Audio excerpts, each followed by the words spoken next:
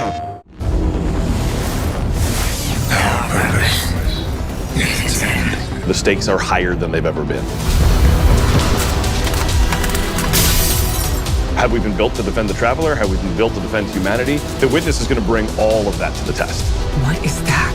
How would we react if we were facing extinction? And how are we going to stand together to overcome this? You know what must be done. We were created for this moment, to deal with this conflict, to solve for this enemy. What the hell happens when evil finally arrives and confronts the Traveler?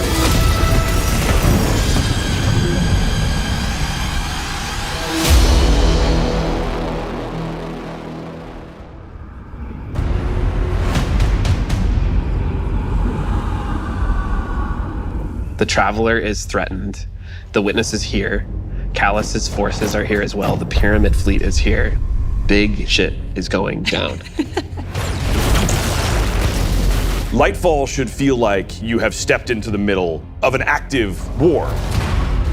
One of the values that we really wanted to push was making sure that you felt like the tip of the spear. You were the one who is initiating the action. You were the one who is taking control. You were the one who is attacking things. What this tone gave us the chance to do was to really surface the friendship, the camaraderie, the connections that we have to each other. Kaido, we'll need your troops. If the end of the universe is coming, what do we have left other than each other? Keep the enemy away from the Traveler at all cost. There's a pretty big, serious threat that is happening to the solar system, so we really wanted to bring that gravity and that weight into the story. In a major way, what we're doing right now is we're both setting up the finale for the Light and Darkness saga. We're pulling the Witness into the frame for the first time. The big question has been, what does it want with the Traveler? What will happen when it finds it? And in Lightfall, it does find it. I feel like the Witness is so drastically different from any other antagonist that we've had in Destiny in the past. You know, a lot of our Destiny antagonists are like kind of over the top and theatrical in their own way. And then we have the Witness, who's just so reserved. It's all about control with the Witness. The Witness is here to finish what the collapse started. Now, there's Callus, always been power hungry, in it for himself. He's now signed on as one of the Witness's disciples. We're seeing Callus go through a transformation and emerge as something new. My semblance matches my inner beauty. The odds are stacked against you. The Witness has arrived. We got Callus. Everything's under attack. How do we deal with this? And then you find this thread. We knew we wanted to do another darkness power in Destiny. Are we gonna do what everyone thinks we're gonna do? Are we gonna make like poison? No. We're gonna do something that you'd only find in Destiny. We're gonna go talk about this thing called Strand, and it's the web of life. What does it mean to have a cosmic web that's connecting everything around you? How do you actually make that like an ability? How do you make that like a power? It's something that doesn't actually exist. You can't just point to fire, electricity, or ice. Coming up with the idea of the strings, the strands lighting up the world. I think that was when everything kind of started to come together. Strand is unlike any of the powers that we've gotten before. We didn't get it from the Traveler, we didn't get it from the Pyramids. It is a power that we find is unlocked within us as Guardians. When you pull on that thread and you start manipulating that web, you can do some really powerful things. We have some exciting player class fantasies coming up with Strand that we're introducing. So we have the Hunter Threadrunner, which is going to introduce this threaded spike. The Hunter Super Silk Strike, it's this kind of rope dart. You're constantly moving, constantly attacking. It feels fluid. It has an amazing style to it. It's just something we've never seen in Destiny before. And then there's the Titan Berserker, and the name is pretty fitting. The Titan Super is Blade Fury, where you weave these giant blades onto your hands. You have a melee attack that you can kind of combo indefinitely, and then you have your heavy attack, which sends out these suspending waves. And then there's the Warlock Broodweaver, the mastermind of the minions that we call the Threadlings. The Warlock Broodweaver super is Needlestorm. You create 3 sources of power, and then those then get launched out, and then those fly through the air. When they hit an enemy, they'll explode. When they hit the ground, they will then charge up and then turn into Threadlings.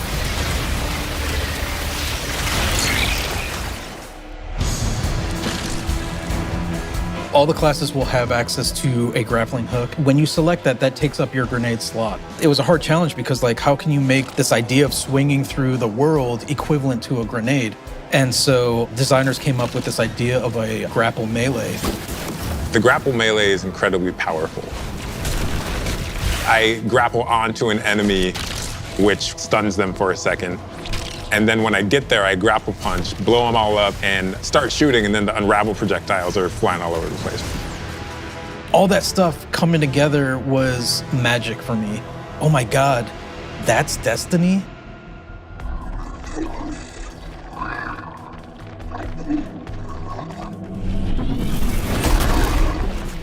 Neomuna has existed for hundreds of years. It branched off from Earth during our collapse and shut off any communication. So they've been secretly existing on Neptune for a very long time and keeping themselves safe. It was amazing to see how the concept artist made all of this beautiful art feel really fresh and new, but also a part of the Destiny universe. When you think about how to design Neomuna, like what's the architecture like? We're thinking of a lot of aerodynamic things, fins and sailboats. That informs us sort of the architectural form language that kind of looks unlike anything we've ever seen before. The high winds, strong pressure. We have that beach area where we show the sand is made out of diamonds. The whole terrain is following up into the beginning of the city. The color, the graphic design, the vibrancy, and yeah, there's some mysteries in there. The cool thing about Neomuna is that it's like this big neon-soaked city, but it has quite a spectrum of different environments. I think my favorite absolutely is the Thrillodrome. It is an arcade lost sector, and I think we can relate to spending our days in a sticky arcade playing games with our buddies. I'm also so excited for people to see the puka pond with all of the pukas that have been like such a mystery since Beyond Light. And then on the other side of the city is Callus's ship. The Typhon Imperator has landed square in Ahimsa Park. You see that the city is indeed kind of in shambles in parts. There's smoke, there's explosions in the air, and I just go back to the teamwork of everybody getting into a room and thinking like, what can we do to make this feel high octane, very explosive, and familiar? This is a city that needs the Guardians' help and needs their protection, and Callus is gonna do his level best to destroy it, and we're not gonna let them, and neither are the Cloud Striders. There's a lot new about Lightfall. We have this new location, and it has these new personalities that come along with it. They're defenders of this city, and they have new perspectives that we really haven't seen in characters in Destiny, and that's taking the form of the Cloud Striders, Nimbus and Rohan. I understand what's at stake, Lightbearer. Far better than you. Rohan is the grizzled old veteran who's too old for this shit. And Nimbus is the young rookie. Nimbus is learning on the job. Nimbus was definitely a favorite of ours to animate. They're so boisterous and fun-loving and a little smug, but super confident in their abilities. The Cloud Striders, bottom line, are cool. Nimbus, on your stakes!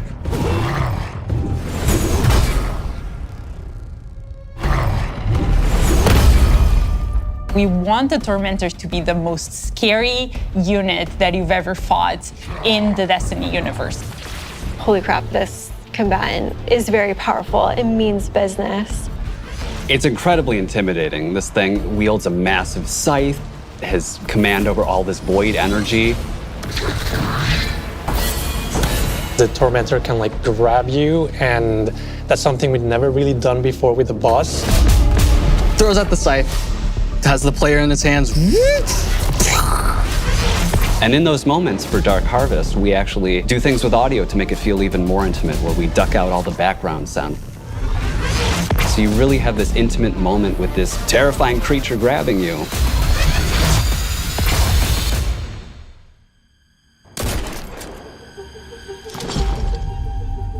Lightfall and Season of Defiance are two sides of the Destiny coin. And so on the Lightfall side, we have crazy neon cities going on an adventure far away, sort of bombastic action fantasy. On the Season of Defiance side of the coin, it's a story that's much more closer to home. Season of Defiance is about the ground war on Earth.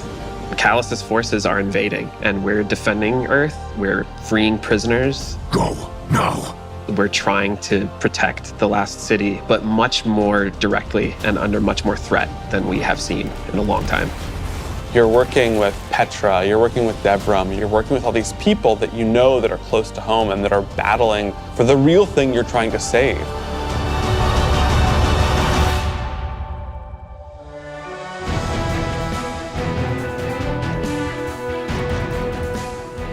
We have a lot of weapons and armor for players to earn, and I'm super excited to see what you've been working on. We have a couple of Strand exotics. The Warlocks are getting what's called Swarmers. They're these boots that will, on Tangled Destruction, create new threadlings at that location. Now they can either shoot it, or they can pick up a tangle and throw a tangle, and then that will also create threadlings.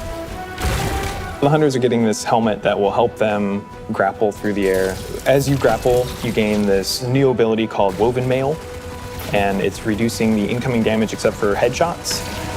The Titans get boots that will augment an aspect that they have. The aspect itself will just send out a wave that will suspend enemies in front of their barricade after casting it, but the boots will split it up into 3 waves. Whenever they spend an enemy with these boots on, they also gain Woven Mail. So pushing the front line further and further by being tanky. I have been caught by those boots a couple times in our playtest. We have this incredibly cool heavy metal machine gun that fires according to its own rhythm, where it gets alternate effects every 4th bullet, and then every 16th bullet, it gets even more added to it. So we have this pistol that will use advanced technology to find your enemies.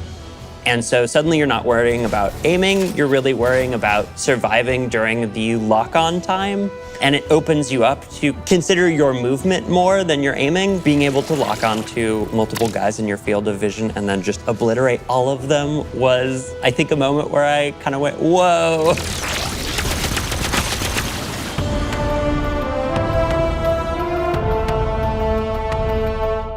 We're introducing a ton of new features that are designed to make sure that the player experiences are as good as they can be. I think one of the things we're most excited about are loadouts and what we're calling build crafting 2.0, which is the system of both, hey, let's make it more understandable to how you make a build, and then let's allow you to save that build and quickly swap between them.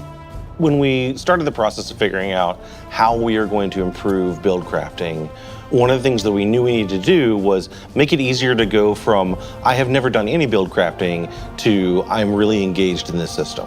When we engaged with the UI team and we said, we need to improve this experience, they came back with, well, what if we did a build management screen and let you see your whole build on one screen? It's all in one place.